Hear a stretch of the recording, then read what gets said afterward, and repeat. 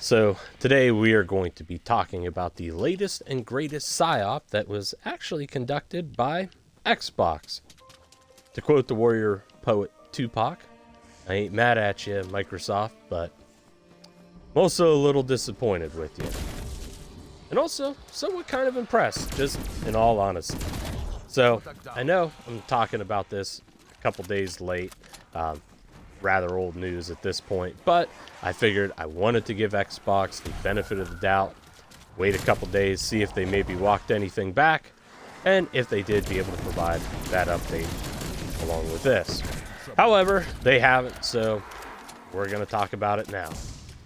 But for those of you that might have missed it, essentially Xbox decided that they were not only going to just increase the prices of games in general, but there's also going to be a price increase to the hardware, consoles, and other accessories. So I think before we get immediately into this, I do believe it is rather important that we touch on some events that happened, I would say maybe about a month or so ago.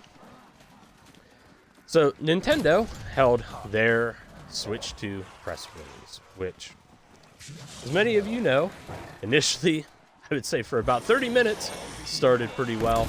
And then once they got to talking about prices and everything like that, they immediately proceeded to shoot themselves in the foot. Now, initially, people like myself included thought maybe the local or the current tariff war that was going on may have been to explain some of the prices that were going on Nintendo's side and their reasons for raising everything overall. However, Nintendo, like the absolutely abusive pimp that they are, essentially came out and said that their reason for hiking the prices was little more than, well, fuck you paid me money. Everyone, of course, was even further pissed off by this, and there's kind of been some talks from a lot of people that they might not be purchasing the next Nintendo product, at least until maybe they see some price drops.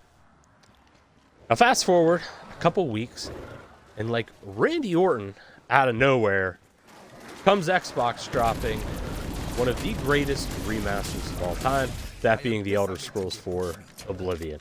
It was a game that I really loved in my childhood. I would say I am more of a Skyrim fan personally, just enjoy some of the mechanics more, but I would say in terms of story, world building, everything like that, Oblivion is just a masterpiece. And for them to just drop it again from out of nowhere, and on top of that, not just drop it out of nowhere, but let's also recognize the absolute brilliant move of they were only asking $50 for it. So $20 less than the price of most current games in that. And on top of that, if you did want the DLC with it, so hey, if you wanted to dress up your little pony and all that, you could do it for only an additional $10. Again, still keeping it well below the price of current modern AAA games. So Microsoft, who really had not been on top in the gaming world for quite some time in that, got one of the biggest wins and comebacks, like honestly to the point of, the Broad Street Bullies defeating the Soviet All-Star team in hockey back during the 80s. Like, it was a huge win for them. And again, they, in total fairness, they had a lot of goodwill from the gaming community. Everybody was feeling, I'd say, rather decent about Xbox for the first time in a very long time. However, and this is where the PSYOP part kind of comes in, about a week or so after releasing that, I want to say it was Wednesday of this week that they released this information, but they just kind of casually dropped that, hey, not only are our games also going to be going up to $80, but the consoles themselves are, the other hardware like controllers, headsets, memory units, just anything that could connect to it, essentially, that was made by Xbox, would also be seeing some price increases as well. And they were not small ones either. They could be up to $100 in some cases. Which you would think that a lot of people would be absolutely fuming with Xbox for doing this. However, what's very interesting to see is, while people were upset, their level of anger, especially when you compare it to Nintendo, was incredibly small. A lot of people just kind of laughed it off, or were kind of treating it as like, well, who could have saw that coming? And it just kind of seemed to be that a lot of the initial anger that Nintendo was seeing was not present with Xbox. And I'll be honest with you, and some of this is just purely speculation and my own personal kind of theory, but I think that there was such goodwill generated towards Xbox from the Oblivion remake that I think it mitigated a lot of the frustrations that a lot of people would have had otherwise. Like, truthfully, I think if Oblivion hadn't been released, and especially, you know, if it hadn't been released at such a low price point, I think a lot of people really would have lit Microsoft up. And rightfully so, because, again, nothing in the world is getting cheaper. Everything's going up in price, and it sucks to see that that's coming over to the gaming community. The other weird thing, and this is maybe just to play a little bit of devil's advocate, I just want to say this right off the bat that I don't agree with this, but in a weird way, like, I think you can kind of justify Nintendo raising some of their prices because the console was newer, things along that end. I could totally understand that if Nintendo, granted they came out shortly afterwards and said none of this was the issue, but if Nintendo would have just come out and, you know, said like, hey, look, we said the 450 as a way just to kind of test the waters to see what people were feeling, I could have understood that and also been pretty lenient with that. Also, if they would have made the justification of like, you know, hey, look, this is our newer console. We want to advertise it as like this is on par with, you know, like the PlayStation or the Xbox. I think there's some kind of weird argument that you can make for that. Again, not necessarily like a great one or one that people are going to love, but I do think that there is an argument somewhere there for it. To me, though, what's just interesting is the Xbox doesn't have that same luxury. So the Series S and the Series X both have been out for years at this point. These aren't new consoles. And to be honest, they haven't really seen much of a price drop compared to where they originally launched. And so in some cases, it's actually kind of weird that all these years later, like, if you haven't upgraded your console for whatever reason, but if you haven't, you might actually be paying more for an Xbox than when they initially launched. And to me, that's just absolutely fucking mind-blowing, like, not gonna lie. It's just so weird to think that that's now the world that we're living in. And again, they weren't really met with like a whole lot of backlash. Like, yes, people were mad, they talked about it, but it wasn't nearly to the extent that you would have thought.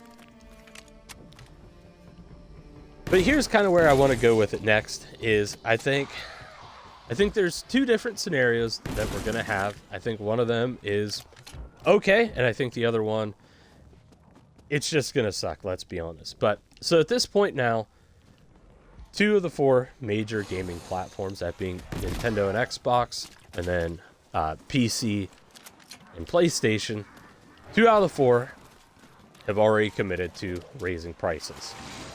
I would be shocked if we didn't see it from the other two. Now, what I would say is, if I were Sony, and I'm not, and maybe this is also just because I've got a working brain, and I don't know if maybe the people over there do, but this, to me, would be probably one of the easiest layups that you could get. If Xbox and Nintendo have already said, hey, we're increasing our prices, and you see how that's going over with the fans, why not use that as an opportunity to, you know, kind of take that stand and say, hey, we see that a lot of people are upset by this. We know times are hard. We're going to keep our stuff where it's already at. We're not going to raise any sort of prices. We're just going to keep it right here at the $70 and then however much it is for a PlayStation. I think that would be the easiest layup that they could do. But unfortunately, I think just them knowing that, hey, people are already willing to pay these prices for the other consoles and everything, I think we are just going to see another price hike. from them. Truthfully, I do hope I'm wrong, but I do think that's where it's going to be going. On the good side, though, I do think that this is, if Sony isn't going to do it, I think this is going to be an easy layup then for indie games and other kind of smaller developers. The main reason being is that if other games are now to the price point where, hey, people are going to really, really have to budget to buy them, if you're an indie developer, you can totally capitalize on this by continuing to have games come out that are relatively affordable. Now, I will say, I do enjoy playing a lot of games that I can play with my friends, and oftentimes that does kind of dictate some of my purchases. And a lot of times those are AAA games. But that being said, my friends and I were not going to be at the point anymore where we're just going to be going out buying games all willy-nilly and that, because, again, they're going to be costing more.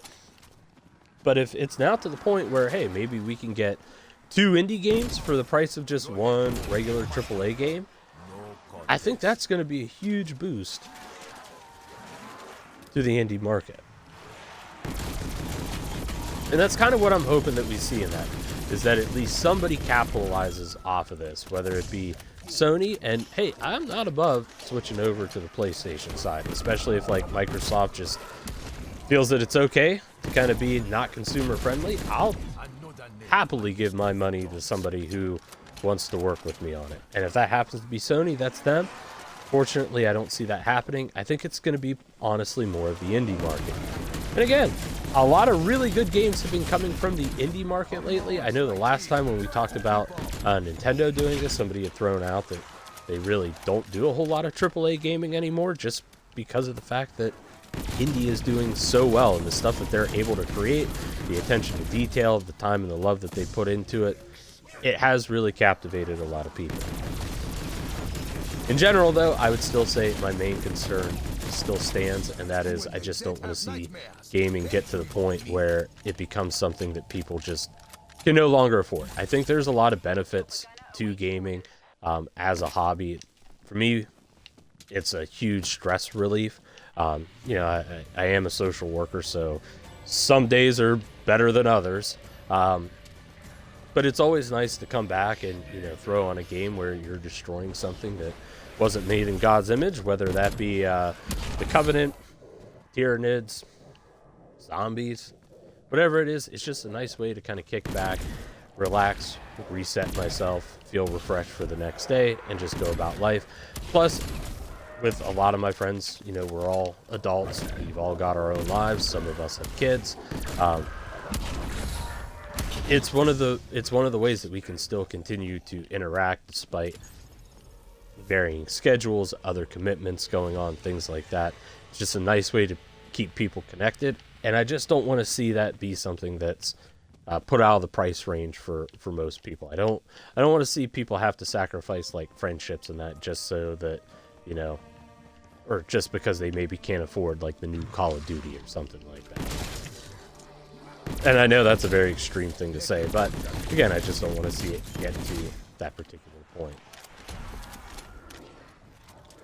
But that's pretty much all for me. Those are just kind of my thoughts and opinions. Again, I don't think that this is a completely lost battle. I don't think that, you know, there isn't any sort of way for us to win this fight. I just think, unfortunately, it's going to take some time, and it's going to take a lot of voting with wallets and that if we want to see it continue to remain, I don't want to say necessarily affordable, but keep prices where they're currently at so it's accessible to everyone that's out there. But as always, thank you all for watching, and we will catch you next time.